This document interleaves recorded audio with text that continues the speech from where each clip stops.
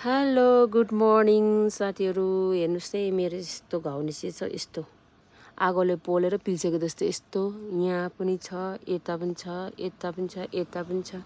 Cream लाउनै हुँदैन, भतभत पोल्छ हो, आगोले डढेको जस्तो। आज त क्रिम पनि लाएको छैन, एलोभेरा लाएर अलिअलि एलोभेरा दलेर बसिरहेछु। हुँदैन हौ, क्रिम लाउनु पनि हुँदैन, भतभत पोल्छ, आगोले पिल्सेको जस्तै छ। यहाँ त हेर्नुहोस् न, यस्तो छ। घाममा निस्क्यो भने रातै हुन्छ यहाँ हो, घरिघरि आँखा सुनेर यत्रो हुन्छ यो हिजोसी जाती भएर यहाँ पुरा यस्तो।